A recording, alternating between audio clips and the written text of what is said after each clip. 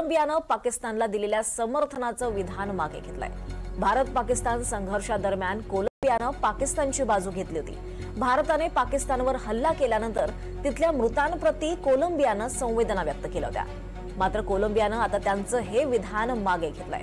शशी थरूर यांचं शिष्टमंडळ तिथे गेल्यानंतर सगळा चमत्कार घडलाय।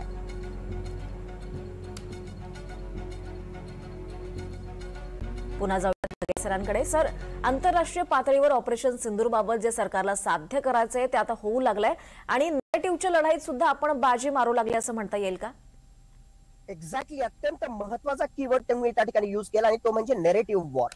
मुळातच भारत पाकिस्तान संघर्षामध्ये ऑफकोर्स लष्करी कारवाई ऑपरेशन सिंदूर आणि त्याच्या माध्यमातून आपण जी काही उद्दिष्ट साध्य केली तर महत्वाची आहेतच, पण त्याच्या सोबतच बाकी सुद्धा महत्वाचे कॉम्पोनंट आहेत आणि त्यामधला एक सगळ्यात महत्वाचा कॉम्पोनंट म्हणजे नरेटिव्ह। आतापर्यंत पाकिस्तान प्रोपोगंडाच्या माध्यमातून हा प्रयत्न करतोय की आंतरराष्ट्रीय स्तरावर आम्हीच कसे जिंकलो आणि भारताचं कशा मोठ्या प्रमाणावर आम्ही नुकसान केलं आणि आम्हीच कसे विक्टीम आहोत दहशतवादाचे, हे दाखवण्याचा पाकिस्तानचा वेळोवेळी प्रयत्न होता। पण भारतानं सुद्धा जे आहे त्यानंतर ऑपरेशन सिंदूर नंतर जी जबरदस्त कारवाई केली, ज्यामधला एक महत्वाचा भाग म्हणजे 7 वेगवेगळ्या प्रकारची शिष्टमंडळी आपण जगभर त्या ठिकाणी पाठवली आणि महत्वाची जी राष्ट्र आहेत म्हणजे त्यामध्ये G7 राष्ट्र आहेत, युरोपियन युनियन आहेत, त्याचबरोबर सध्या युनायटेड नेशन्स सिक्युरिटी काउन्सिल मध्ये असणारे परमनंट त्याचबरोबर नॉन परमनंट मेंबर्स आहेत आणि अशा वेगवेगळ्या देशांमध्ये आपण ही शिष्टमंडळ पाठवून भारताच्या बाजूने खऱ्या अर्थानं आपली स्थिती काय आहे, खऱ्या अर्थानं आपली भूमिका काय आहे, दहशतवादाविरुद्धची लढाई कशी आहे, हे स्पष्टपणे जे आहे आपण प्रूफच्या माध्यमातून तिथे त्या ठिकाणी दाखवतोय।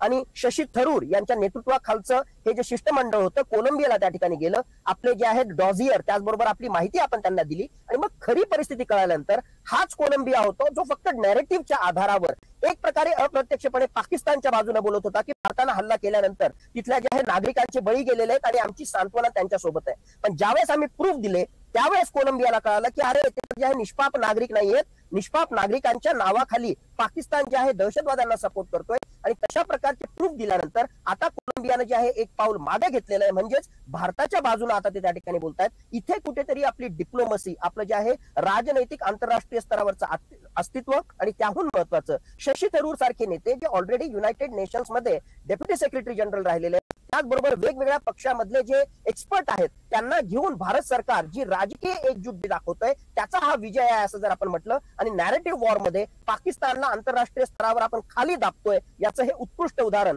कोलंबियाच्या या स्टेटमेंटच्या माध्यमातून आपल्या समोर येत आहे। नक्कीच सर, कुठेतरी आपला हा उद्देश हा सफल होताना दिसतोय असंच म्हणावं लागेल। धन्यवाद सर, आपण NDTV मराठीवर आलात आणि अगदी सविस्तर आणि सोपं या सगळ्या घटनांबाबत आपण विश्लेषण केलं त्याबद्दल आभार।